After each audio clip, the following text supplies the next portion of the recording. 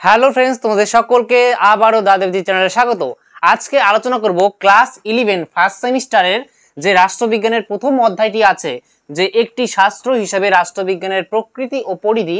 এই অধ্যায়টির সম্পূর্ণ ক্লাস এই একটি ভিডিওর মাধ্যমেই তোমরা পেয়ে যাবে, ঠিক আছে? আর ভিডিওটি একটু বড় মনে হলে তোমরা এই ভিডিওটি ভাগে ভাগে দেখবে, ঠিক আছে? একদিন না হয় তোমরা এক সপ্তাহে 4-5 দিনে ক্লাসটি করে শেষ করো, ঠিক আছে?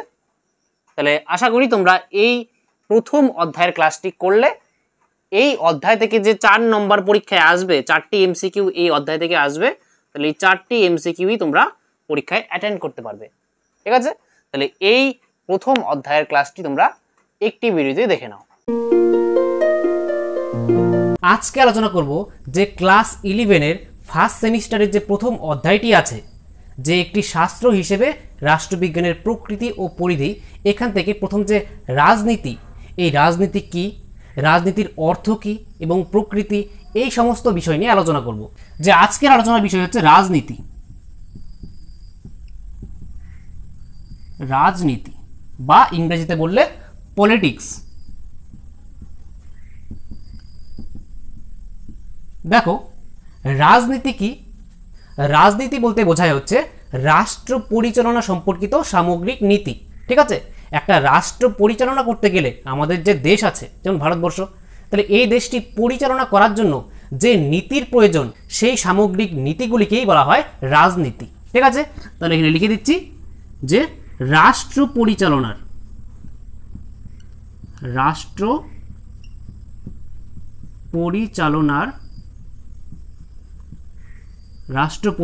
সম্পর্কিত সামগ্রিক নীতি।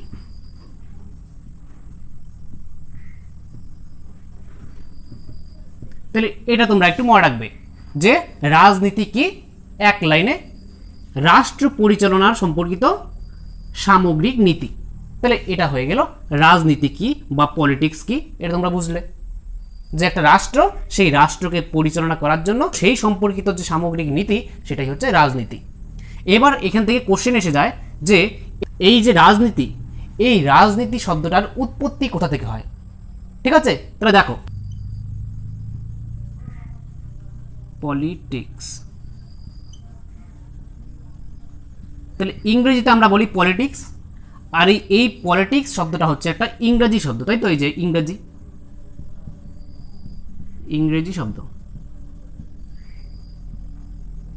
তাহলে এই যে পলিটিক্স ইংরেজি শব্দটা, এই শব্দটা কোথা থেকে উৎপত্তি হয়েছে? মনে রাখবে, গ্রিক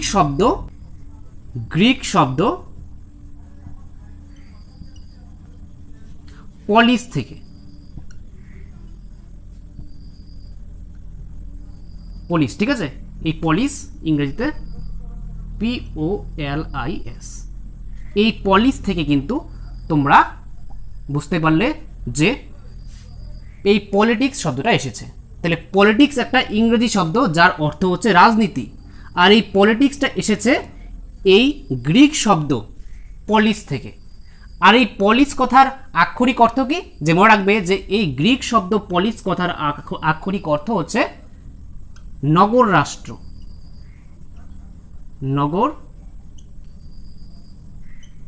রাষ্ট্র, বা সিটি স্টেট ইংরেজিতে বললে, ঠিক আছে? তোমাদের নগর রাষ্ট্র মনে রাখলেই হবে। দেখো, তাহলে এই যে নগর রাষ্ট্র, এই পলিস শব্দের অর্থই হচ্ছে নগর রাষ্ট্র। তাহলে তোমাদের এমসিকিউ কিভাবে আসবে? যে এমন কোশ্চেন দিয়ে দেবে যে পলিস শব্দটি ফরাসি শব্দ, অপশন এ ফরাসি শব্দ, অপশন বি গ্রিক শব্দ, অপশন সি ল্যাটিন শব্দ, এইভাবে 4টি অপশন দিয়ে দিবে। তাহলে এই যে পলিস শব্দটি, এটা কি শব্দ? এটা হচ্ছে গ্রিক শব্দ, মনে রাখবে। আর একটা কোশ্চেন আসতে পারে যে পলিস শব্দটির আক্ষরিক অর্থ কি? তাহলে অপশনে নগর রাষ্ট্র থাকলে সেখানে ঠিক করবে। আর এই যে পলিটিক্স, এই পলিটিক্সটি কোন শব্দ থেকে, কোন গ্রিক শব্দ থেকে এটি এসেছে? মনে রাখবে, পলিস শব্দ থেকে এসেছে, বা ইংরেজিতে এটা যদি দিয়ে দেয় তাহলে এটা উত্তর হয়ে যাবে, পলিস থেকে এসেছে। তাহলে বোঝা গেল যে প্রাচীন গ্রিস যে ছিল না, ঠিক আছে? একটা দেশের নাম তোমাদেরকে বলছি, যে প্রাচীন গ্রিস। প্রাচীন গ্রিস। তোমরা জানো গ্রিস বর্তমানে একটি দেশের নাম, ঠিক আছে। তাহলে প্রাচীন কথাটার অর্থ হচ্ছে এখানের মধ্যে পুরনো যে গ্রিস ছিল, বর্তমানে গ্রিস দেশটি কিন্তু আছে। তাহলে এখানে প্রাচীন গ্রিস যে দেশ ছিল সেখানে কিন্তু ছোট ছোট অনেক নগর রাষ্ট্র ছিল, ঠিক আছে। প্রাচীন গ্রিসে অর্থাৎ অনেক আগে, ঠিক আছে, অনেক আগে গ্রিসে অনেকগুলি ছোট ছোট রাষ্ট্র ছিল, সেগুলিকে বলা হতো নগর রাষ্ট্র। তোমরা যদি গ্রিস দেশকে তোমরা ওয়ার্ল্ড ম্যাপের মধ্যে খুঁজতে চাও, তোমরা দেখবে যে ইউরোপের দক্ষিণ পূর্ব ইউরোপের কিন্তু এটি একটি দেশ।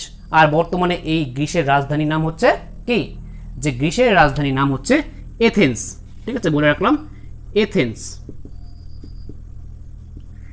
তাহলে এই গ্রিসের যে রাজধানী তার নাম হচ্ছে এথেন্স। তাহলে এই যে প্রাচীন গ্রিসের মধ্যে ছোট ছোট নগর রাষ্ট্র ছিল, অর্থাৎ প্রাচীন যে গ্রিস দেশটি তোমরা যদি ম্যাপের মধ্যে দেখো, সেখানে দেখবে কতগুলি অনেক হাজার হাজার দ্বীপ আছে, সেখানে কয়েক হাজার দ্বীপ আছে।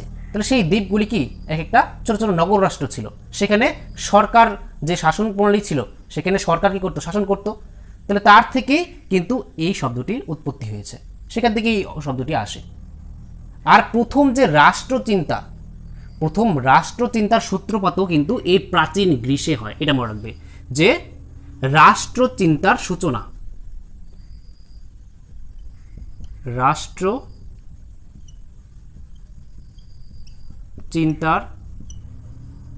সূচনা বা সূত্রপাত প্রথম, ঠিক আছে। তাহলে প্রথম রাষ্ট্রচিন্তার সূত্রপাত কোথায় হয়, যদি কোশ্চেন আসে মনে রাখবে প্রাচীন গ্রিসে। কোশ্চেন এসে যায়, শর্ট কোশ্চেন, যে কোশ্চেন দিয়ে দিল যে প্রথম রাষ্ট্রচিন্তার সূত্রপাত হয় এমসিকিউর অপশন এ প্রাচীন গ্রিসে, অপশন বি অন্য দেশের নাম দিয়ে দিল তিনটি অপশনে। তাহলে এইভাবে যদি উত্তর তোমরা জানোই যে প্রাচীন গ্রিস হবে উত্তর। তাহলে এইভাবে তোমরা এই যে ক্লাসটার মধ্যে এই যে এইসব আলোচনা করলাম, এখান থেকে কিন্তু একটা না একটা কোশ্চেন আসবেই। তোমরা গুরুত্ব সহকারে এগুলি নোট করে রাখো, ঠিক আছে, এবং বারবার রিভাইজ করো। তোমরা এগুলি একটা স্ক্রিনশট নিতে পারো, ঠিক আছে। দেখো এখন আলোচনা করব, এগুলি মুছে দিচ্ছি। এখন দেখব কতগুলি বই এবং তার লেখকের নাম, ঠিক আছে, কতগুলি গ্রন্থ অর্থাৎ তার লেখকের নাম, কে কোন বইগুলি লিখেছেন অর্থাৎ কে কোন গ্রন্থগুলি লিখেছেন। একটা চার্ট তোমাদের এখানে করে দিচ্ছি, সেই চার্টটা তোমরা লিখে নিয়ে তারপরে বারবার সেগুলি রিভিশন করো, ঠিক আছে। এখন দেখো কিছু গ্রন্থ এবং তাদের লেখকের নামগুলি আমি এখানে লিখে দিয়েছি, এক এক করে বলছি। এগুলো তোমরা খাতার মধ্যে লিখে বারবার প্র্যাকটিস করবে, তাহলে কিন্তু তোমাদের মুখস্থ হয়ে যাবে, ঠিক আছে। দেখো প্রথম হচ্ছে পলিটিক্স। এই পলিটিক্স গ্রন্থটি কার লেখা, অ্যারিস্টটলের লেখা। তোমরা জানো, আর না জানলে বলে রাখি যে রাষ্ট্রবিজ্ঞানের জনক বলা হয় কিন্তু এই অ্যারিস্টটলকে। তোমরা যেই রাষ্ট্রবিজ্ঞান বই পড়ছো, তোমরা ক্লাস 11এই প্রথম রাষ্ট্রবিজ্ঞান বই পেলে, ঠিক আছে। অন্যান্য বই ইতিহাস ভূগোল এগুলি তোমরা ক্লাস 9-10 থেকে পড়ে আসছো, কিন্তু তার আগে থেকে পড়ে আসছো, কিন্তু রাষ্ট্রবিজ্ঞান ক্লাস 11 থেকেই দেওয়া হয়। তাহলে তোমাদের জানা উচিত যে অ্যারিস্টটলকে কিন্তু বলা হয় যে রাষ্ট্রবিজ্ঞানের জনক, ঠিক আছে। তাহলে দেখো এই অ্যারিস্টটলেরই লেখা কিন্তু এই পলিটিক্স গ্রন্থটি, ঠিক আছে, ভেরি ভেরি ইম্পর্টেন্ট, এটা তোমরা দেখে রাখবে। তারপরে দেখো হিউম্যান নেচার ইন পলিটিক্স, এই গ্রন্থটি লেখা হচ্ছে গ্রাহাম ওয়ালাসের লেখা, ঠিক আছে। তাহলে human nature in politics Graham Wallas. তারপরে 3 নম্বর পাবলিক ওপিনিয়ন বইটি বা গ্রন্থটি লেখা হচ্ছে ওয়াল্টার লিপম্যান, ঠিক আছে। পাবলিক ওপিনিয়ন বইটি লেখা ওয়াল্টার লিপম্যান। তারপরে দেখো 4 নম্বর নিউ এসপেক্ট অফ পলিটিক্স। তাহলে নিউ এসপেক্ট অফ পলিটিক্স বইটি কার লেখা, চার্লস মেরিয়াম। তাহলে চার্লস মেরিয়ামের লেখা নিউ এসপেক্ট অফ পলিটিক্স। 5 নম্বর দ্য প্রসেস অফ গভর্নমেন্ট। তাহলে দ্য প্রসেস অফ গভর্নমেন্ট লেখা আর্থার বেন্টলি, ঠিক আছে, মনে রাখবে আর্থার বেন্টলির দ্য প্রসেস অফ গভর্নমেন্ট। তারপরে দ্য রিপাবলিক, তাহলে দ্য রিপাবলিক কার লেখা, প্লেটো। এটাও ইম্পর্টেন্ট আছে, ঠিক আছে, তোমরা দেখে রাখবে, ঠিক আছে। তাহলে দ্য রিপাবলিক কার লেখা, প্লেটোর লেখা। তাহলে যেগুলি আমি স্টার মার্ক করে দিচ্ছি সেগুলো একটু বেশি বেশি করে দেখবে, ঠিক আছে। তারপরে দেখো দ্য রিপাবলিক, তাহলে প্লেটোর হয়ে গেল। তারপরে দেখো দ্য প্রিন্স, নিকোলো ম্যাকিয়াভেলি, এটাও কিন্তু ইম্পর্টেন্ট। তাহলে তোমরা দ্য প্রিন্স এটা কার লেখা, এটা হচ্ছে ম্যাকিয়াভেলির লেখা, ঠিক আছে। অপশনে ম্যাকিয়াভেলিও থাকতে পারে, আর কি নিকোলো ম্যাকিয়াভেলি এটা হচ্ছে পুরো নাম। তাহলে অপশনে তোমাদের শুধুমাত্র ম্যাকিয়াভেলি থাকতে পারে। তাহলে উত্তর কী হবে, যে দ্য প্রিন্স ঠিক আছে, দ্য প্রিন্স লেখা হচ্ছে ম্যাকিয়াভেলির। তারপরে হচ্ছে দেখো লিভিয়াথান কার লেখা? Thomas Hobbes. তাহলে লিভিয়াথান টমাস হবসের লেখা। তারপরে মডার্ন পলিটিক্যাল অ্যানালিসিস, তাহলে এই মডার্ন পলিটিক্যাল অ্যানালিসিস কার লেখা? রবার্ট ডাল। তাহলে রবার্ট ডালের এই মডার্ন পলিটিক্যাল অ্যানালিসিস। তারপর দেখো দ্য নেচার অফ পলিটিক্স, তাহলে দ্য নেচার অফ পলিটিক্স কার লেখা? মিলারের লেখা। তাহলে মিলার লিখেছেন তার এই গ্রন্থটি যে দ্য নেচার অফ পলিটিক্স। তারপর হচ্ছে মডার্ন পলিটিক্স অ্যান্ড গভর্নমেন্ট, তাহলে the modern politics and government কার লেখা? Alan Ball. তাহলে অ্যালান বলের লেখা কিন্তু এই মডার্ন পলিটিক্স অ্যান্ড গভর্নমেন্ট। আর একটা হচ্ছে 12 নম্বর পাওয়ার, এই পাওয়ার গ্রন্থটি কার লেখা? মিশেল ফুকো। ঠিক আছে, তোমরা দেখতে পাচ্ছ যে পাওয়ার গ্রন্থটি কার লেখা? মিশেল ফুকো। তাহলে এখানের মধ্যে অনেকগুলি ইম্পর্টেন্ট আছে, তোমরা এগুলি সবগুলি কিন্তু খাতায় লিখে তোমরা এগুলি বারবার প্র্যাকটিস করবে, তোমাদের মুখস্থ হয়ে যাবে। একদিনে কিন্তু কোনো কিছু শেখা হয় না, ঠিক আছে, একদিনে কিন্তু কোনো কিছুই তোমাদের মনে থাকবে না। এক সপ্তাহ পর পর তোমরা এগুলি রিভিশন দিবে, ঠিক আছে, না দেখে এক পাশে হাত দিয়ে ঢেকে তারপরে নামগুলি বলার চেষ্টা করবে, ঠিক আছে, তাহলে আস্তে আস্তে তোমাদের মুখস্থ হয়ে যাবে। আর মনে রাখবে যে এই যে পলিটিক্স লিখেছেন অ্যারিস্টটল, এই অ্যারিস্টটল কি বলেছেন? যে এই অ্যারিস্টটল বলেছেন যে মানুষ হচ্ছে রাজনৈতিক জীব, ঠিক আছে। তাহলে এখান থেকে একটা কোশ্চেন এসে পড়ে যে মানুষ হচ্ছে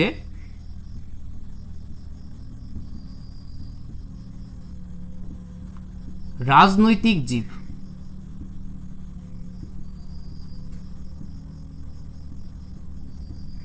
কে বলেছেন? তাহলে কোশ্চেন এসে যায় যে মানুষ হচ্ছে রাজনৈতিক জীব, এটা কে বলেছেন? উত্তর হচ্ছে অ্যারিস্টটল, ঠিক আছে, এটা মনে রাখবে। আর অ্যারিস্টটলই লেখা হচ্ছে এই পলিটিক্স গ্রন্থটি। তাহলে এই সবগুলি তোমরা একটা স্ক্রিনশট নিতে পারো, ঠিক আছে, বা তোমরা এগুলি খাতায় তুলে রাখতে পারো।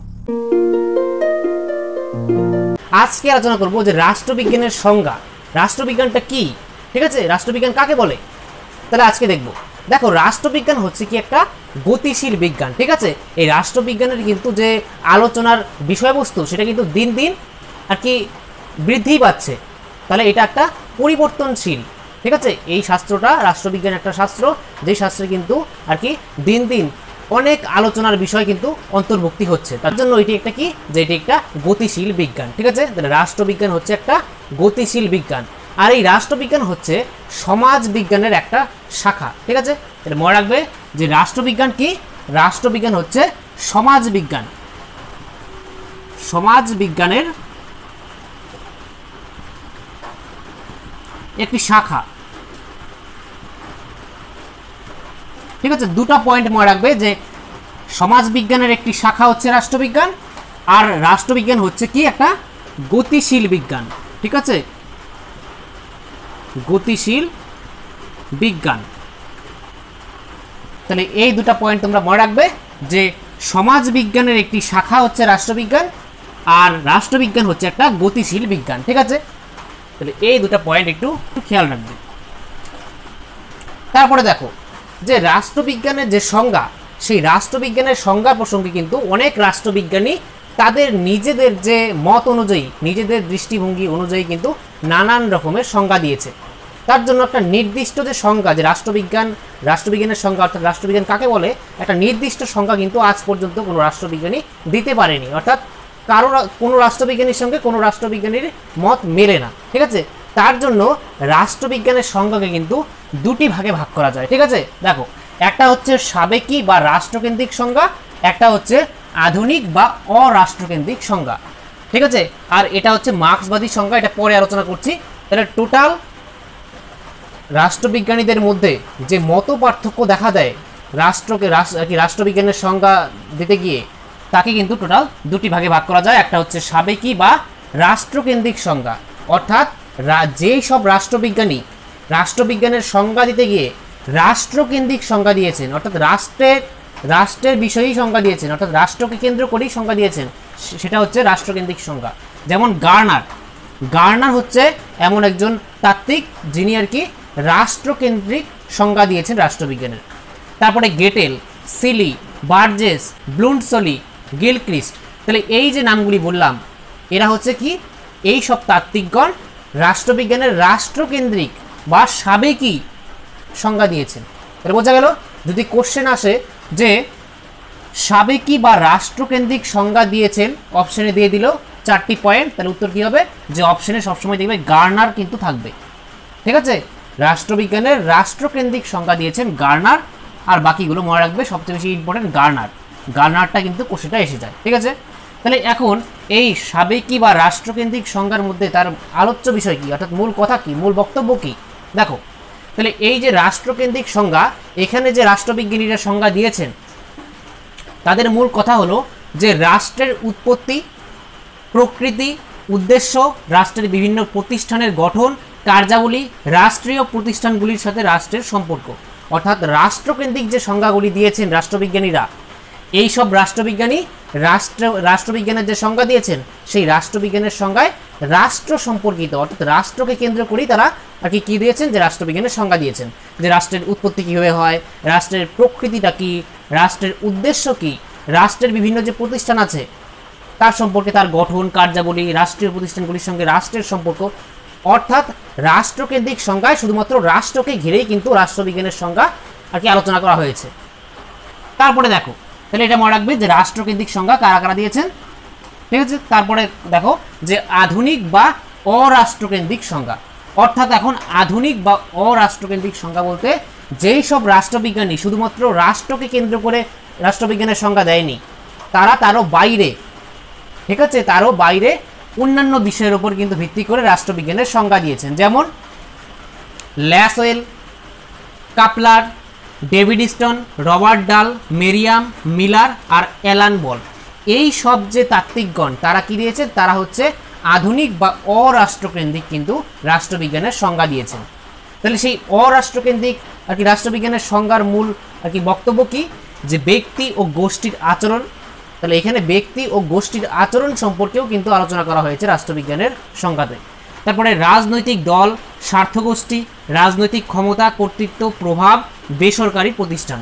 তাহলে এখানের মধ্যে রাষ্ট্রকেন্দ্রিক সংজ্ঞা কিন্তু দেয়নি, অরাষ্ট্রকেন্দ্রিক লেখা আছে এখানে, আধুনিক বা অরাষ্ট্রকেন্দ্রিক সংজ্ঞা। অর্থাৎ এই সব রাষ্ট্রবিজ্ঞানী রাষ্ট্রবিজ্ঞানের সংজ্ঞা দিতে গিয়ে রাষ্ট্রকে কেন্দ্র করে সংজ্ঞা দেয়নি, তারা রাষ্ট্রের বাইরে এখানে ব্যক্তি ও গোষ্ঠীর আচরণ, রাজনৈতিক দল, স্বার্থগোষ্ঠী, রাজনৈতিক ক্ষমতা, কর্তৃত্ব, প্রভাব এবং বেসরকারি প্রতিষ্ঠান, এইসবের উপর ভিত্তি করে তারা রাষ্ট্রবিজ্ঞানের সংজ্ঞা দিয়েছেন। তার জন্য এটা হচ্ছে অরাষ্ট্রকেন্দ্রিক সংজ্ঞা। তাহলে বোঝা গেল। তাহলে অরাষ্ট্রকেন্দ্রিক সংজ্ঞা কারা কারা দিয়েছেন এই নামগুলি তোমরা মনে রাখবে। ঠিক আছে, কোশ্চেন দিয়ে দেবে যে অরাষ্ট্রকেন্দ্রিক সংজ্ঞা দিয়েছেন, অপশনে 4টি অপশন থাকবে, কোনটি উত্তর হবে। ধরো 3টি অপশন এখান থেকে দিয়ে দিল আর একটা অপশন ল্যাসওয়েল দিয়ে দিল, তাহলে উত্তর কি হবে যে অরাষ্ট্রকেন্দ্রিক সংজ্ঞা দিয়েছেন ল্যাসওয়েল। বা এখান থেকে এমন একটা কোশ্চেন দিয়ে দিল যে রাষ্ট্রকেন্দ্রিক সংজ্ঞা দিয়েছেন কে, 3টা অপশন এখান থেকে দেওয়া হলো আর এখান থেকে গার্নার দেওয়া হলো, 4টা অপশন, তাহলে উত্তর কি হবে যে রাষ্ট্রকেন্দ্রিক সংজ্ঞা দিয়েছেন গার্নার। তাহলে এইভাবে কোশ্চেন আসবে। ঠিক আছে, আর দেখো এই 2 প্রকার সংজ্ঞা বাদেও আরেক প্রকার সংজ্ঞা আলোচনা করা আছে, সেটা হচ্ছে মার্ক্সবাদী সংজ্ঞা। অর্থাৎ মার্ক্সবাদীদের মতে রাষ্ট্রবিজ্ঞান কাকে বলে। দেখো মার্ক্সবাদীদের মধ্যে, অর্থাৎ মার্ক্সবাদ কি, মার্ক্সবাদ বলতে মার্ক্স এবং অ্যাঙ্গেলস তাদের যে মতবাদ সেটাই হচ্ছে মার্ক্সবাদ নামে আমরা জানি বা পড়ি। ঠিক আছে, তাহলে এখানে মার্ক্স, কার্ল মার্ক্স, অ্যাঙ্গেলস এবং লেনিন এই 3জন হচ্ছে মার্ক্সবাদী সংজ্ঞা দিয়েছেন। ঠিক আছে, এই 3জন মার্ক্সবাদী সংজ্ঞা দিয়েছেন। তাহলে এই মার্ক্সবাদী সংজ্ঞার মধ্যে, রাষ্ট্রবিজ্ঞানের সংজ্ঞার মধ্যে মূল বক্তব্যটা কি, দেখো যে হচ্ছে সমাজের শ্রেণী সম্পর্ক, শ্রেণী সংগ্রাম, ক্ষমতাদ্বন্দ্ব, শ্রেণী বিপ্লব। তাহলে এই সবের উপরে ভিত্তি করে কিন্তু রাষ্ট্রবিজ্ঞানের সংজ্ঞা দিয়েছে এই কার্ল মার্ক্স, অ্যাঙ্গেলস আর লেনিন। ঠিক আছে, সমাজের শ্রেণী সম্পর্ক। দেখো মার্ক্সবাদী সংজ্ঞায় তোমরা মার্ক্সবাদ যদি পড়ো তাহলে সেখানে দেখবে যে মার্ক্সবাদের মূল যে ভিত্তি সেটা হচ্ছে উৎপাদন ব্যবস্থার উপর ভিত্তি করে, যেখানে উৎপাদন ব্যবস্থার মধ্যে শ্রেণী থাকবে, অর্থাৎ একটা উচ্চ শ্রেণী, একটা নিম্ন শ্রেণী, অর্থাৎ একটা মালিক শ্রেণী, একটা শ্রমিক শ্রেণী। সেখানের মধ্যে কিন্তু যে সমাজের মধ্যে শ্রেণী সম্পর্ক কেমন, তারপরে শ্রেণী সংগ্রাম হয় সেটা কেমন, ক্ষমতার দ্বন্দ্ব, তারপরে শ্রেণী বিপ্লব, এই সবের ওপর ভিত্তি করে কিন্তু আর কি মার্ক্সবাদীরা রাষ্ট্রবিজ্ঞানের সংজ্ঞা দিয়েছেন। এটা বোঝা গেল। তাহলে যদি কোশ্চেন আসে যে সমাজের শ্রেণী সম্পর্ক, শ্রেণী সংগ্রাম, ক্ষমতাদ্বন্দ্ব, শ্রেণী বিপ্লব এই সবের উপর ভিত্তি করে কারা রাষ্ট্রবিজ্ঞানের সংজ্ঞা দিয়েছেন, তাহলে উত্তর হচ্ছে মার্ক্সবাদীরা, বা অপশনে যদি এগুলো থাকে যে কার্ল মার্কস, এঙ্গেলস বা লেনিন এরা দিয়েছেন। ঠিক আছে, এই 3 প্রকার সাবেকি বা রাষ্ট্রকেন্দ্রিক সংজ্ঞা কারা দিয়েছেন, আধুনিক বা অরাষ্ট্রকেন্দ্রিক সংজ্ঞা কারা দিয়েছেন, এই নামগুলো মনে রাখবে। আর মার্ক্সবাদী সংজ্ঞা কারা দিয়েছেন, এই নামগুলি মনে রাখবে। ঠিক আছে, আর ওগুলো বোঝানোর জন্য বললাম যাতে কনসেপ্টটা তোমাদের ক্লিয়ার থাকে। ঠিক আছে, ঠিক আছে। তাহলে এবার আলোচনা করব যে কোন রাষ্ট্রবিজ্ঞানকে কিভাবে সংজ্ঞায়িত করেছেন। ঠিক আছে, প্রথমে এখানে লিখে দিচ্ছি, তারপরে এক এক করে আলোচনা করছি। এখন দেখো কোন রাষ্ট্রবিজ্ঞানকে কিভাবে সংজ্ঞায়িত করেছেন, তা এখানে 10টা সংজ্ঞা আমি এখানে লিখে দিয়েছি। তোমরা মনে রাখবে যে কোন রাষ্ট্রবিজ্ঞানের কোন সংজ্ঞাটা দিয়েছেন। দেখো যে গার্নারের মতে রাষ্ট্রবিজ্ঞানের শুরু ও সমাপ্তি রাষ্ট্রকে কেন্দ্র করে। তাহলে এই মন্তব্যটা মনে রাখবে যে রাষ্ট্রবিজ্ঞানের শুরু ও সমাপ্তি রাষ্ট্রকে কেন্দ্র করে। এই মন্তব্যটা কে করেছেন? এর উত্তর হচ্ছে গার্নারের মতে রাষ্ট্রবিজ্ঞানের শুরু ও সমাপ্তি রাষ্ট্রকে কেন্দ্র করে। তাহলে এই যে কোটেশনটা এটা তুলে দিবে আর তোমাদের বলতে বলবে যে অপশনের মধ্যে দেওয়া থাকবে যে কে এই উক্তিটি করেছেন। তাহলে তোমাদের উত্তর দিতে হবে গার্নার। ঠিক আছে, যে ব্লুন্ডসলির মতে রাষ্ট্রবিজ্ঞান হলো রাষ্ট্রের বিজ্ঞান। তাহলে এটাও কোশ্চেন হতে পারে যে রাষ্ট্রবিজ্ঞান হলো রাষ্ট্রের বিজ্ঞান, এই উক্তিটি কে করেছেন? তাহলে উত্তর হচ্ছে ব্লুন্ডসলি। ঠিক আছে, তাহলে ব্লুন্ডসলির মতে রাষ্ট্রবিজ্ঞান হলো রাষ্ট্রের বিজ্ঞান। তারপরে দেখো 3 নম্বর, যে গেটেলের মতে রাষ্ট্রবিজ্ঞান অতীত, বর্তমান ও ভবিষ্যৎ নিয়ে আলোচনা করে। তাহলে রাষ্ট্রবিজ্ঞান অতীত, বর্তমান ও ভবিষ্যৎ নিয়ে আলোচনা করে, এই উক্তিটি কে করেছেন? উত্তর হচ্ছে গেটেল। তারপরে দেখো যে রাষ্ট্রবিজ্ঞান রাষ্ট্র ও সরকারকে নিয়ে আলোচনা করে। তাহলে রাষ্ট্রবিজ্ঞান রাষ্ট্র ও সরকারকে নিয়ে আলোচনা করে কে বলেছেন? এটা হচ্ছে গিলক্রিস্টের মতে। তাহলে গিলক্রিস্ট বলেছেন যে রাষ্ট্রবিজ্ঞান রাষ্ট্র ও সরকারকে নিয়ে আলোচনা করে। তারপরে 5 নম্বর দেখো যে বার্জেসের মতে রাষ্ট্রবিজ্ঞান কি? যে রাষ্ট্রবিজ্ঞান হলো স্বাধীনতা ও সার্বভৌমিকতার বিজ্ঞান। 6 নম্বর দেখো যে সিলির মতে রাষ্ট্রবিজ্ঞানের একমাত্র আলোচ্য বিষয় সরকার। তাহলে রাষ্ট্রবিজ্ঞানের একমাত্র আলোচ্য বিষয় হলো সরকার, এটা কে বলেছেন? সিলি। ঠিক আছে, তারপর দেখো ডেভিড ইস্টনের মতে রাষ্ট্রবিজ্ঞান হলো মূল্যের কর্তৃত্ব সম্পন্ন বন্টনের অনুশীলন। তাহলে রাষ্ট্রবিজ্ঞান হলো মূল্যের কর্তৃত্ব সম্পন্ন বন্টনের অনুশীলন, এই উক্তিটি কার? উত্তর হচ্ছে ডেভিড ইস্টন। তারপরে দেখো যে রবার্ট ডালের মতে রাষ্ট্রবিজ্ঞানের আলোচ্য বিষয় ক্ষমতা, শাসন বা কর্তৃত্ব। তাহলে এটাও কোশ্চেন আসতে পারে যে রাষ্ট্রবিজ্ঞানের আলোচ্য বিষয় ক্ষমতা, শাসন বা কর্তৃত্ব, এই উক্তিটি কার? উত্তর হচ্ছে রবার্ট ডাল।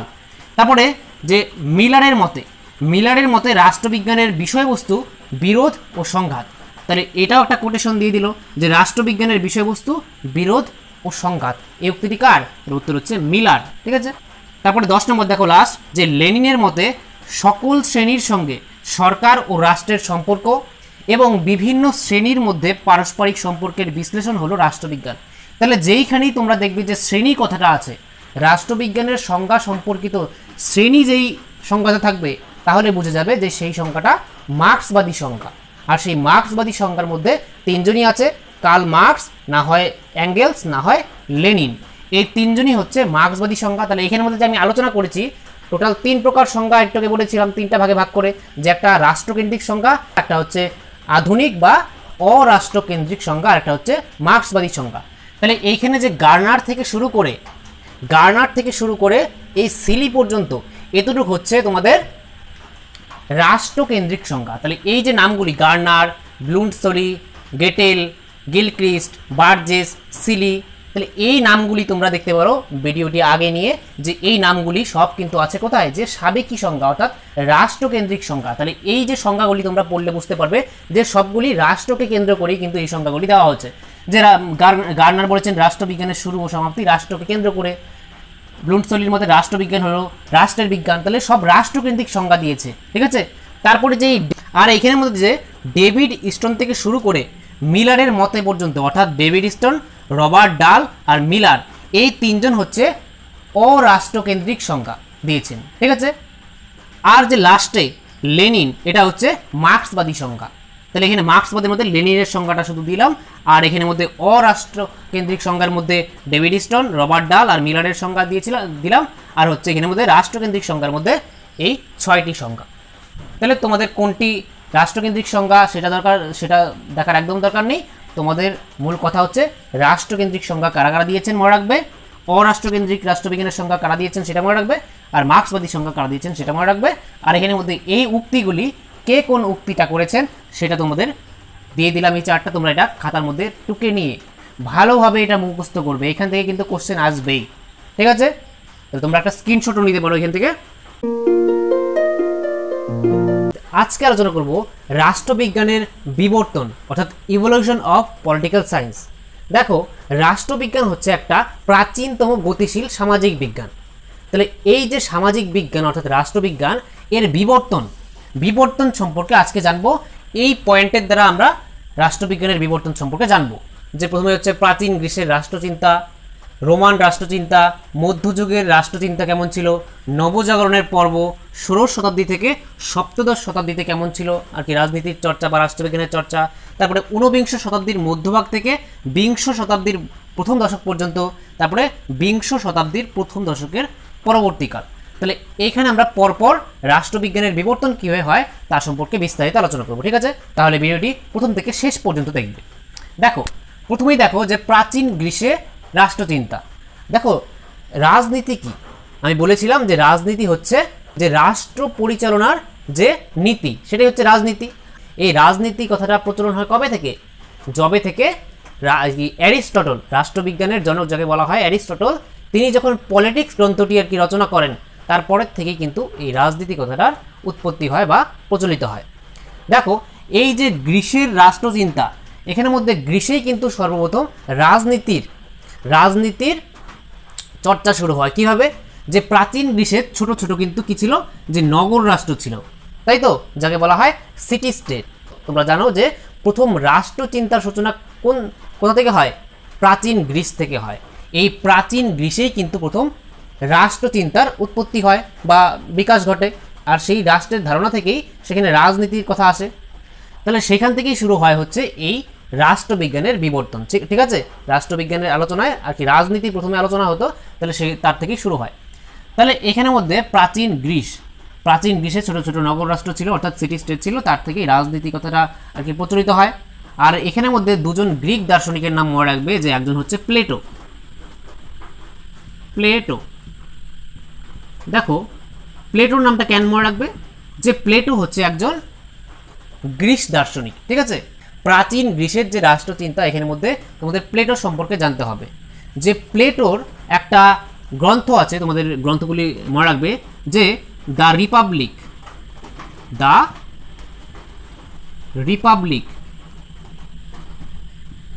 তারপরে দ্য স্টেটমেন্টস,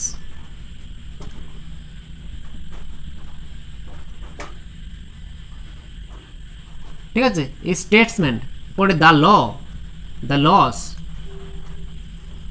তাহলে এই সব গ্রন্থে কি করে, যে প্লেটো তার যে রাষ্ট্রচিন্তা সেটা এই সব গ্রন্থের মধ্যে কিন্তু তিনি প্রকাশ করে। এই সব গ্রন্থে যদি পড়া যায় তাহলে সেখানের মধ্যে কিন্তু রাজনীতি সম্পর্কে তার দৃষ্টিভঙ্গি দেখা যায়, ঠিক আছে? তাহলে রাষ্ট্রবিজ্ঞানের যে আলোচনা তাকে সমৃদ্ধ করেছে প্লেটোর এই সমস্ত গ্রন্থগুলি, ঠিক আছে? তারপরে আরেকজন আছে, তিনি হচ্ছে অ্যারিস্টটল।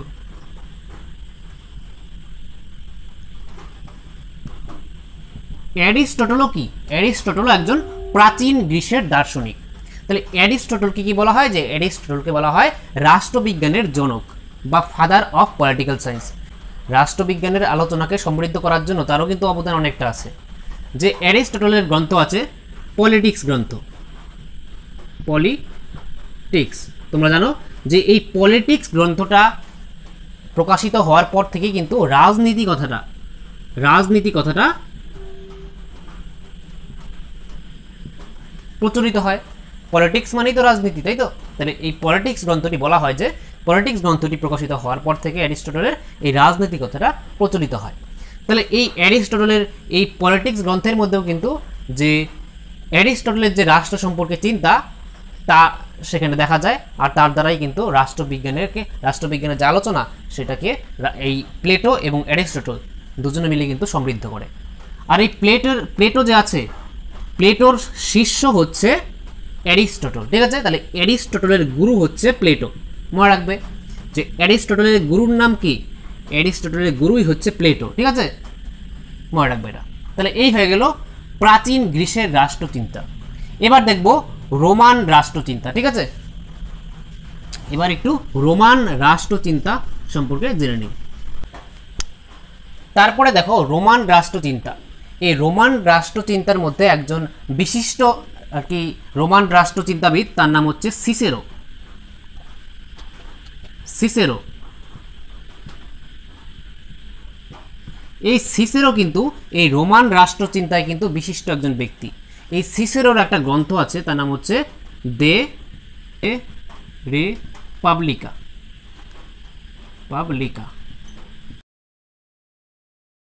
এই গ্রন্থের মধ্যে সিসেরো কি করেছেন, যে তার যে প্রাকৃতিক আইন, প্রাকৃতিক সাম্য এবং বিশ্ব রাষ্ট্রের এবং যে কমনওয়েলথের যে আদর্শ প্রচারিত করেছেন তিনি, তাহলে সেটাও কিন্তু রোমান যে রাষ্ট্রচিন্তা তাকে সমৃদ্ধ করেছে। ঠিক আছে, তাহলে এখানে নামটা মনে রাখবে সিসেরো। সিসেরো হচ্ছেন একজন বিশিষ্ট রোমান রাষ্ট্রচিন্তাবিদ।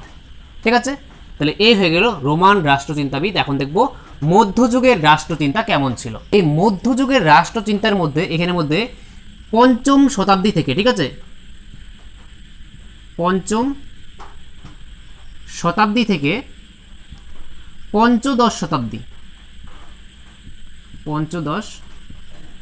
শতাব্দী, এই যে সময়কালটা, এটাকে বলা হয় ইউরোপের মধ্যযুগ।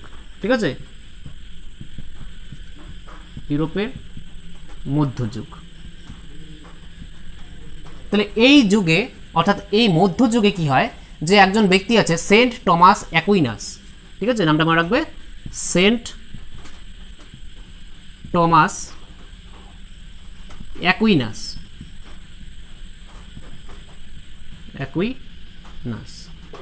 ইনি একজন ব্যক্তি। তাহলে এই মধ্যযুগের একজন রাষ্ট্রচিন্তাবিদ তিনি হচ্ছেন সেন্ট টমাস অ্যাকুইনাস। তার যে রাষ্ট্র সম্পর্কে চিন্তা, সরকার সম্পর্কে, আইন সম্পর্কে তার যে চিন্তাধারা, তিনি কিন্তু যুক্তিবাদী দৃষ্টিকোণ থেকে কিন্তু বিচার বিশ্লেষণ করেছেন। ঠিক আছে, তাহলে সেন্ট টমাস অ্যাকুইনাস কি করেছেন, যে রাষ্ট্র, সরকার, আইন এই সবকে কিন্তু আর কি যুক্তিবাদী দৃষ্টিকোণ থেকে কিন্তু আর কি বিচার বিশ্লেষণ করেছেন। তাহলে তিনিও কিন্তু এই মধ্যযুগের একজন রাষ্ট্রচিন্তাবিদ। রাষ্ট্রবিজ্ঞানের বিবর্তনে কিন্তু তারও একটা ভূমিকা রয়েছে। ঠিক আছে, তাহলে এখন দেখবো হচ্ছে নবজাগরণের পর্ব। ঠিক আছে, দেখো নবজাগরণ, তাহলে এই নবজাগরণের পর্বে ইউরোপে পঞ্চদশ শতাব্দীতে কি হয়, যে নবজাগরণের পর্ব শুরু হয়। সেই সময় কি হয়, যে অন্ধবিশ্বাস, কুসংস্কার এই সব থেকে মানুষরা কি করতে থাকে, যে ধর্মনিরপেক্ষ যুক্তিবাদিতার দিকে গুরুত্ব আরোপ করতে থাকে। সেটাই হচ্ছে এখানে নবজাগরণ। আর এই পর্বে কি হয়, যে এই পর্বে তার জন্য কিন্তু একটা রাষ্ট্রচিন্তার ক্ষেত্রে একটা কিন্তু বড় আর কি পরিবর্তন ঘটে। ঠিক আছে, একটা বড় পরিবর্তন সাধিত হয় এই নবজাগরণের পর্বে। আর এই নবজাগরণের যে বলা হয় সন্তান, যাকে বলা হয় নবজাগরণের সন্তান, তিনি হচ্ছেন ম্যাকিয়াভেলি। নামটা মনে রাখবে, যে ম্যাকিয়াভেলি।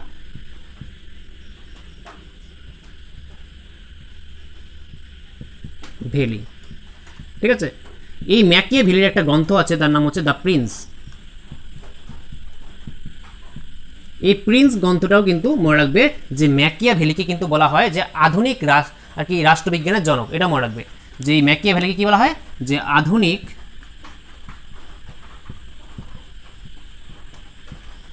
রাষ্ট্রবিজ্ঞানের জনক।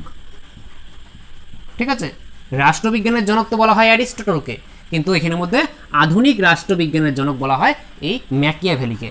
আর এখানের মধ্যে ম্যাকিয়াভেলি তাকে কিন্তু আর কি নবজাগরণের সন্তানও বলা হয়। ঠিক আছে, আর দ্য প্রিন্স গ্রন্থটা কিন্তু তারই লেখা। ঠিক আছে, তাহলে এই নবজাগরণের পর্বে কিন্তু ম্যাকিয়াভেলির গুরুত্ব আর কি অবদানটা অনেকটা রয়েছে। এখন দেখো যে ষোড়শ শতাব্দী থেকে সপ্তদশ শতাব্দীর মধ্যে যে রাষ্ট্রবিজ্ঞানের বিবর্তন ঘটে সেটা কীরকম ছিল। দেখো যে এখানের মধ্যে এই ষোড়শ শতাব্দী থেকে সপ্তদশ শতাব্দীর মধ্যে যেই ঘটনা ঘটে তা এখানে বলছি। যে জন লক, দেখো এখানের মধ্যে জন লক ছিল হচ্ছে সামাজিক চুক্তি মতবাদের প্রবক্তা। তাহলে তোমাদের শর্ট কোশ্চেন এসে গেলে যে সামাজিক চুক্তি মতবাদের প্রবক্তাকে, উত্তর হবে জন লক। এটা মনে রাখবে। তারপরে উদারনীতিবাদের জনকও হচ্ছে জন লক। মনে রাখবে যে উদারনীতিবাদ কি, উদারনীতিবাদ হচ্ছে যে একটা মতবাদ যেটা হচ্ছে ব্যক্তি স্বাধীনতা কেন্দ্রিক। যে উদারনীতিবাদে বলা হয় যে ব্যক্তিকে, এই উদারনীতিবাদের মধ্যে ব্যক্তিকে সবচেয়ে বেশি গুরুত্ব দেওয়া হয়, যে ব্যক্তির স্বাধীনতা কিন্তু একান্ত প্রয়োজন ব্যক্তিত্ব বিকাশের ক্ষেত্রে। ঠিক আছে, এই মতবাদে এটাই একটা ধারণা যে রাষ্ট্রের ক্ষমতা কম থাকবে, ব্যক্তির উপরে হস্তক্ষেপ করবে না রাষ্ট্র, কিন্তু ব্যক্তির স্বাধীনতা একান্ত প্রয়োজন। তারপরে দেখো রাজনৈতিক সার্বভৌমিকতার জনক, তাহলে জন লককে কি বলা হয়, যে সামাজিক চুক্তি মতবাদের প্রবক্তা, উদারনীতিবাদের জনক আর রাজনৈতিক সার্বভৌমিকতার জনক। তাহলে এই তিনটি পয়েন্ট মনে রাখবে যে উদারনীতিবাদের জনক জন লক, রাজনৈতিক সার্বভৌমিকতার জনক জন লক, আর সামাজিক চুক্তি মতবাদের প্রবক্তাও জন লক। তারপরে দেখো যা বোদা, এই রাষ্ট্রবিজ্ঞানের বিবর্তনের মধ্যে রাষ্ট্রবিজ্ঞানের যে আলোচ্য বিষয় তার মধ্যে কিন্তু যা বোদারও ভূমিকা আছে। দেখো যা বোদা একটা বই লিখেছেন যার নাম হচ্ছে the 6 books of the commonwealth. ঠিক আছে, তাহলে এই বইটার নাম মনে রাখবে যে the 6 books of the commonwealth, কার লেখা, যা বোদার লেখা। তারপরে দেখো যে টমাস হবস, এই টমাস হবসের একটা গ্রন্থ আছে লিভিয়াথান, এই লিভিয়াথান গ্রন্থটা কার লেখা, টমাস হবসের লেখা, এটা মনে রাখবে। তারপরে দেখো এই টমাস হবসকেই কিন্তু বলা হয় যে বস্তুবাদী দর্শনের প্রবক্তা। যদি কোশ্চেন আসে যে বস্তুবাদী দর্শনের প্রবক্তাকে, উত্তর হচ্ছে টমাস হবস, মনে রাখবে। আর তাছাড়াও আইনগত সার্বভৌমিকতার জনক কাকে বলা হয়, এই টমাস হবসকেই বলা হয়। ঠিক আছে, তাহলে আইনগত সার্বভৌমিকতার জনক হচ্ছে টমাস হবস, কিন্তু রাজনৈতিক সার্বভৌমিকতার জনক হচ্ছে জন লক। দুটো মনে রাখবে, একটা রাজনৈতিক সার্বভৌমিকতা আর একটা হচ্ছে আইনগত সার্বভৌমিকতা। তাহলে দুটার জনক আলাদা আলাদা মনে রাখবে, আইনগত সার্বভৌমিকতার জনক হচ্ছে টমাস হবস আর রাজনৈতিক সার্বভৌমিকতার জনক হচ্ছে জন লক। তারপরে দেখো রুশো একজন চিন্তাবিদ যার সাধারণ ইচ্ছার যে প্রবক্তা, মনে রাখবে যে সাধারণ ইচ্ছার অর্থাৎ জেনারেল উইল, এই সাধারণ ইচ্ছা বা জেনারেল উইলের প্রবক্তাকে মনে রাখবে রুশো। পরীক্ষায় আসতে পারে যে সাধারণ ইচ্ছার প্রবক্তাকে, মনে রাখবে রুশো। তারপরে দেখো গৌরবময় বিপ্লব হয় হচ্ছে 1688 সালে। তাহলে এই ডেটটা মনে রাখবে তোমরা, সালটা মনে রাখবে যে গৌরবময় বিপ্লব কবে হয়েছিল, 1688 সালে। আর এই গৌরবময় বিপ্লবটা কি, এই গৌরবময় বিপ্লবটা হয়েছিল 1688 সালে, যে তখন যে রাজা ছিল ইংল্যান্ডের মধ্যে বলতে পারো দ্বিতীয় জেমস, সেই দ্বিতীয় জেমসের কি হয় যে তখন কি হয় যে রাজার কাছে কি ছিল, সবচেয়ে বেশি ক্ষমতা ছিল। কিন্তু এই গৌরবময় বিপ্লবের পর কি হয় যে ক্ষমতাটা সংসদের কাছে হস্তান্তর করা হয়। ঠিক আছে, বর্তমানে যে আমাদের যে দেশ চলছে সেখানে সংসদের কাছে ক্ষমতা আছে, একটা রাষ্ট্রের সংসদের কাছে ক্ষমতা আছে, কোনো রাজার কাছে ক্ষমতা নেই। বর্তমানে আমাদের দেশে তো রাজা নেই কোনো, তাহলে তখন কিন্তু রাজা ছিল দ্বিতীয় জেমস, তার থেকে ক্ষমতাটা সংসদের কাছে দেওয়া হয়। তখন থেকে কিন্তু আর কি রাষ্ট্রের যে ভূমিকাটা অর্থাৎ রাষ্ট্রবিজ্ঞানের আলোচনার মধ্যে এই যে গৌরবময় বিপ্লব, এটা কিন্তু একটা যথেষ্ট গুরুত্বপূর্ণ ভূমিকা পালন করে।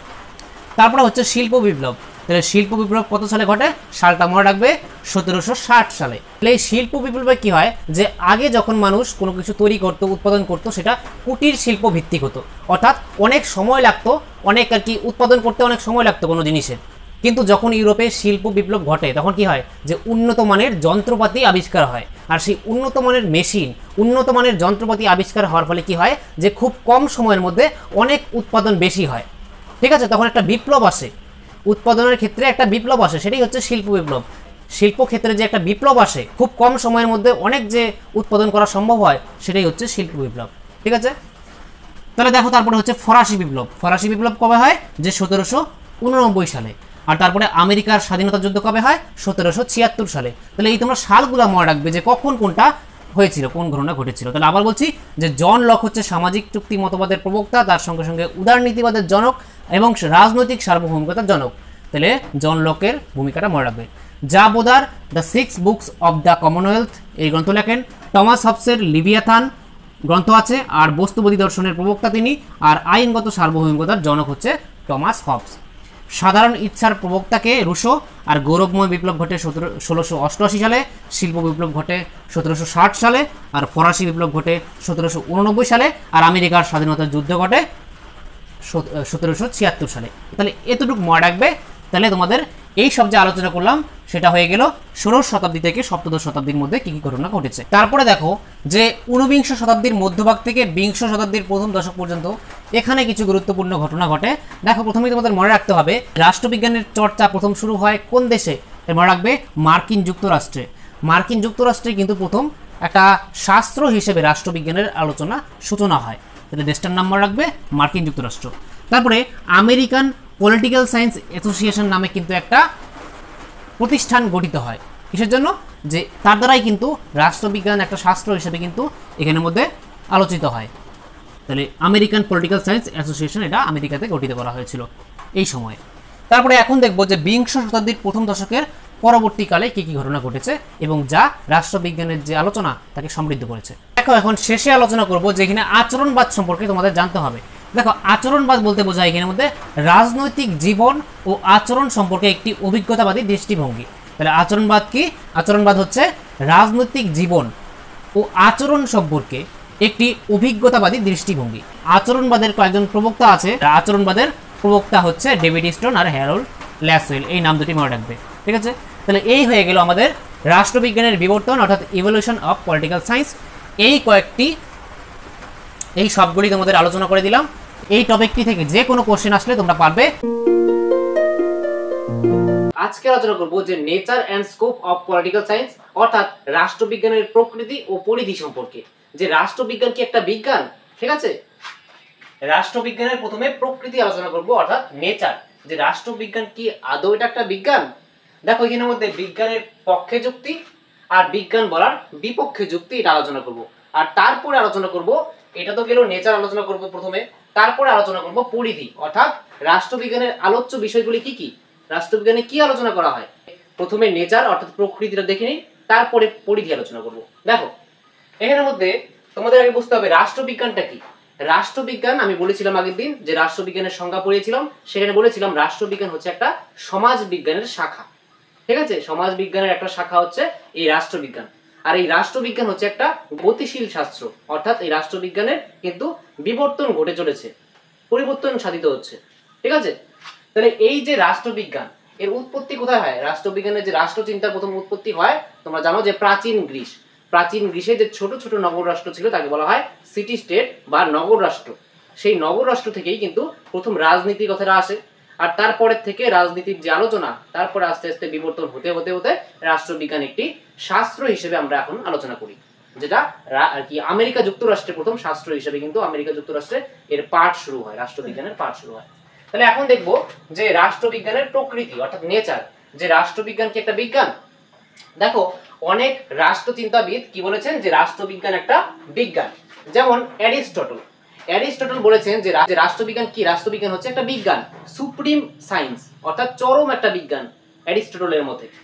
তাহলে এখানে দেখো যে 5টা এখানে পক্ষে যুক্তি এবং 5টা আমরা বিপক্ষে যুক্তি পড়বো, যে এই রাষ্ট্রবিজ্ঞানকে বিজ্ঞান বলার পক্ষে 5টা যুক্তি এবং রাষ্ট্রবিজ্ঞানকে বিজ্ঞান বলার বিপক্ষে যুক্তি।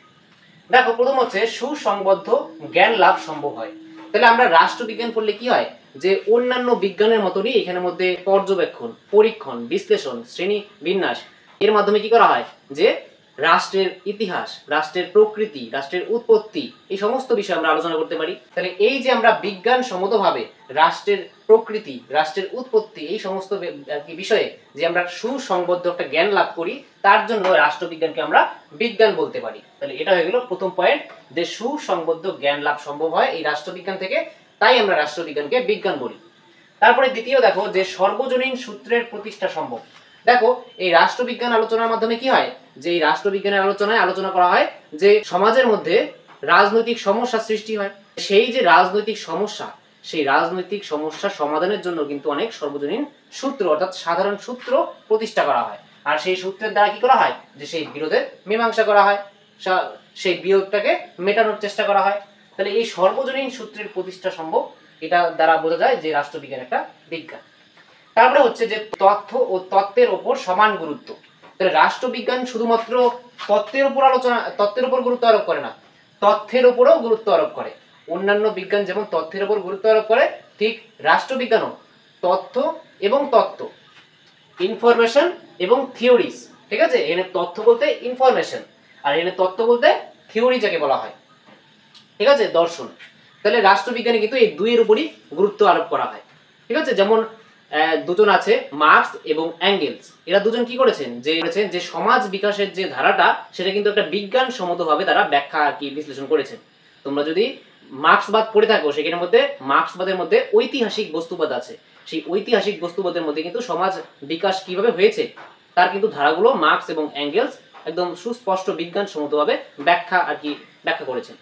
তাহলে তার দ্বারা বোঝা যায় যে রাষ্ট্রবিজ্ঞান একটা বিজ্ঞান। তারপরে হচ্ছে সংখ্যায়নের সঠিক প্রয়োগ সম্ভব। রাষ্ট্রবিজ্ঞানের মধ্যে কি সম্ভব? যে সংখ্যায়নের সঠিক প্রয়োগ সম্ভব। যেমন রাষ্ট্রবিজ্ঞানের আলোচনার মধ্যে আমরা কি করব, যে কোনোখানে নির্বাচন হলো, ঠিক আছে, কিছুদিন আগে নির্বাচন হলো, তাহলে সেই নির্বাচনের মধ্যে ফলাফলটা সংখ্যায়নের মাধ্যমে প্রকাশ করা হয়, বা কোনো একটা রাজনৈতিক ব্যবস্থার মধ্যে আর কি মানুষের যে অংশগ্রহণ, ব্যক্তিদের যে অংশগ্রহণ, সক্রিয় অংশগ্রহণ, তা একটা পরিসংখ্যানের মাধ্যমে কিন্তু আমরা আর কি উপস্থাপন করতে পারি। তাহলে এই রাষ্ট্রবিজ্ঞানের মধ্যেও কি করা হয়, যে সংখ্যায়নের উপর গুরুত্ব আরোপ করা যায় বা সংখ্যায়নের সঠিক প্রয়োগ সম্ভব হয়, তার জন্য এটাকে বিজ্ঞান বলা যায়, রাষ্ট্রবিজ্ঞানকে। তারপরে হচ্ছে মূল্যমান নিরপেক্ষ আলোচনা সম্ভব। তাহলে রাষ্ট্রবিজ্ঞান আমরা কি করি, যে পর্যবেক্ষণ, পরীক্ষণ, বিশ্লেষণ ইত্যাদির মাধ্যমে আমরা কিন্তু একটা রাষ্ট্রবিজ্ঞানকে কি করতে পারি, যে একটা মূল্যমান নিরপেক্ষ আলোচনা এখানে সম্ভব হয়। তাহলে এই 5টি পয়েন্টের দ্বারা আমরা বলতে পারি যে রাষ্ট্রবিজ্ঞান কি একটা বিজ্ঞান। হ্যাঁ, রাষ্ট্রবিজ্ঞান হচ্ছে একটা বিজ্ঞান। আর এই রাষ্ট্রবিজ্ঞান যে বিজ্ঞান, তার পক্ষে একজন রাষ্ট্রবিজ্ঞানীর নাম যদি বলতে বলে, তাহলে হচ্ছে আর কি অ্যারিস্টটল। রাষ্ট্রবিজ্ঞানের যাকে জনক বলা হয়, অর্থাৎ ফাদার অফ পলিটিক্যাল সায়েন্স, অর্থাৎ অ্যারিস্টটল, তিনি বলেছেন যে রাষ্ট্রবিজ্ঞান অর্থাৎ পলিটিক্যাল সায়েন্স হচ্ছে একটা সুপ্রিম সায়েন্স, অর্থাৎ একটা চরম বিজ্ঞান। এটা মনে রাখবে। এখন দেখবো যে বিজ্ঞান বলার বিপক্ষে যুক্তি, অর্থাৎ যে সমস্ত রাষ্ট্রচিন্তাবিদ বলেছেন যে রাষ্ট্রবিজ্ঞান কি একটা বিজ্ঞান নয়, তাহলে তারা কি কি যুক্তি দিয়েছেন দেখো, আমরা 5টা পয়েন্ট দিয়ে বুঝবো। একটা হচ্ছে যে বিষয়বস্তুর ব্যাপকতা। তাহলে রাষ্ট্রবিজ্ঞানের মধ্যে অনেক বিষয়বস্তু আছে, বিষয়বস্তুর মধ্যে ব্যাপকতা দেখা যায়, অর্থাৎ জটিলতা দেখা যায়। তাহলে এই যে বিষয়বস্তুর ব্যাপকতা, জটিলতা, তার জন্য এটাকে কিন্তু রাষ্ট্রবিজ্ঞানকে বিজ্ঞান বলা যায় না, এই কথাটা অনেক রাষ্ট্রচিন্তাবিদ বলেছেন। তারপরে হচ্ছে যে তথ্যের অপেক্ষা তত্ত্বের প্রাধান্য। তাহলে এখানে তথ্যের অর্থাৎ ইনফরমেশনের আর কি বদলে বা অপেক্ষা তত্ত্বের অর্থাৎ থিওরিতে আমরা বেশি প্রাধান্য দেই বলেছেন আর কি অনেক রাষ্ট্রচিন্তাবিদ, যারা বলেছেন যে রাষ্ট্রবিজ্ঞান একটা বিজ্ঞান নয়, যে রাষ্ট্রবিজ্ঞানে শুধুমাত্র কি করা হয়, যে শুধুমাত্র তত্ত্বের ওপর আর কি প্রাধান্য দেওয়া হয়, তত্ত্বের ওপর গুরুত্ব আরোপ করা হয়, অর্থাৎ থিওরিজ। কোন রাষ্ট্রচিন্তাবিদ যে থিওরিগুলি দিয়েছে, যেই আর কি দর্শনগুলি দিয়েছে, তাদের চিন্তাধারা, সেগুলি আলোচনা করা হয় রাষ্ট্রবিজ্ঞানে। কোনো তত্ত্বের ওপর বেশি গুরুত্ব আরোপ, তথ্যের ওপর বেশি গুরুত্ব আরোপ করা হয় না। তার জন্য এই রাষ্ট্রবিজ্ঞানকে বিজ্ঞান বলা যায় না, অনেকে বলেছেন। তারপরে বলেছেন যে সর্বজনীন সূত্রের প্রতিষ্ঠা অসম্ভব, অর্থাৎ এখানের মধ্যে রাষ্ট্রবিজ্ঞানে কিন্তু সর্বজনীন সূত্র আবিষ্কার করা যায় না বা প্রতিষ্ঠা করা যায় না। যেমন যারা বিজ্ঞান বলেছেন যে এই রাষ্ট্রবিজ্ঞান কি একটা বিজ্ঞান, তারা বলেছেন যে না, যে সর্বজনীন সূত্রের প্রতিষ্ঠা এখানে সম্ভব, ঠিক আছে, আর তার মাধ্যমে রাজনৈতিক সমস্যা সমাধান করা সম্ভব। কিন্তু অনেক রাষ্ট্রচিন্তাবিদ বলেছেন যে রাষ্ট্রবিজ্ঞান একটা বিজ্ঞান না, কারণ এখানের মধ্যে সর্বজনীন সূত্র প্রতিষ্ঠা করা সম্ভব না, অসম্ভব। কারণ কি, যে রাষ্ট্রবিজ্ঞান হচ্ছে একটা গতিশীল সমাজ বিজ্ঞান। তাহলে এই যে আর কি রাষ্ট্রবিজ্ঞানটা, এটা একটা পরিবর্তনশীল, অর্থাৎ পরিবর্তিত হচ্ছে দিন দিন। তাহলে সেই পরিবর্তনের ফলে কিন্তু স্থান কাল পাত্র ভেদে এই কোনো একটা নির্দিষ্ট সূত্র অর্থাৎ সর্বজনীন সূত্র প্রতিষ্ঠা করা সম্ভব নয়, এই মত অনেক রাষ্ট্রচিন্তাবিদের। তার জন্য এই রাষ্ট্রবিজ্ঞানকে বিজ্ঞান বলা যায় না। তারপর হচ্ছে যে সংখ্যায়নের সঠিক প্রয়োগ অসম্ভব। বর্তমানে রাষ্ট্রবিজ্ঞানের আলোচনায় সঠিক সংখ্যায়নের যে প্রয়োগ, সেটা অসম্ভব বলে অনেক রাষ্ট্রবিজ্ঞানী মনে করেছে। তাহলে তার জন্য বলেছেন যে রাষ্ট্রবিজ্ঞান একটা বিজ্ঞান নয়। তারপরে হচ্ছে লাস্ট, যে গবেষণাগারে পরীক্ষার অযোগ্য। তাহলে অন্যান্য ভৌতবিজ্ঞান বলো, অন্যান্য বিজ্ঞান যেগুলি একটা ল্যাবে অর্থাৎ একটা গবেষণাগারে আমরা কি করতে পারি, যে আমরা রিসার্চ বা গবেষণা করতে পারি। কিন্তু রাষ্ট্রবিজ্ঞানে কিন্তু কোনো একটা জায়গার মধ্যে আমরা কৃত্রিমভাবে সেখানে আমরা কি করতে পারি না, যে গবেষণা করতে পারি না। রাষ্ট্রবিজ্ঞানের মধ্যে সারা সমাজ ব্যবস্থায়, ঠিক আছে, রাজনৈতিক পুরো ব্যবস্থাটাই হচ্ছে আমাদের কি, যে রাষ্ট্রবিজ্ঞানের আলোচনার মধ্যে সেটাই হচ্ছে একটা যে গবেষণাগার। কিন্তু ভৌতবিজ্ঞান অন্যান্য বিজ্ঞানে কিন্তু একটা কৃত্রিমভাবে একটা গবেষণাগার থাকে, সেখানে মানুষ কি করে, পরীক্ষা নিরীক্ষা করে। কিন্তু রাষ্ট্রবিজ্ঞানে তো সেরকম কোনো ল্যাবের মধ্যে বসে মানুষ পরীক্ষা নিরীক্ষা করে না। রাষ্ট্রবিজ্ঞানে সমাজ ব্যবস্থার উপর ভিত্তি করে, মানুষের আচার আচরণের উপর ভিত্তি করে রাষ্ট্রবিজ্ঞানে কিন্তু গবেষণা করা হয়। তার জন্য কি বলা হয়, যে রাষ্ট্রবিজ্ঞান একটা বিজ্ঞান নয়। তাহলে এই হয়ে গেল রাষ্ট্রবিজ্ঞানের প্রকৃতি, যে রাষ্ট্রবিজ্ঞানের প্রকৃতি কিরকম, যে রাষ্ট্রবিজ্ঞান কি একটা বিজ্ঞান, তার পক্ষে যুক্তি বিপক্ষে যুক্তি। তাহলে যদি কোশ্চেন আসে, তাহলে তোমরা এই পয়েন্টগুলি লিখে লিখে তারপরে তোমরা বিস্তৃত লিখতে পারবে, ঠিক আছে। তাহলে এখন আলোচনা করব রাষ্ট্রবিজ্ঞানের পরিধি অর্থাৎ স্কোপ অফ পলিটিক্যাল সায়েন্স। প্রথমে এখানে লিখে দিচ্ছি, তারপর এক এক করে আলোচনা করছি। এবার দেখো রাষ্ট্রবিজ্ঞানের পরিধি অর্থাৎ স্কোপ অফ পলিটিক্যাল সায়েন্স। রাষ্ট্রবিজ্ঞানের মধ্যে আমরা কি কি আলোচনা করি, অর্থাৎ রাষ্ট্রবিজ্ঞানের আলোচ্য বিষয়গুলি কি কি। দেখো এখানে আমরা তিনটা ভাগে আলোচনা করব, যে সাবেকি মতামত, আধুনিক মতামত এবং আন্তর্জাতিক রাষ্ট্রবিজ্ঞান সম্মেলনের সিদ্ধান্ত।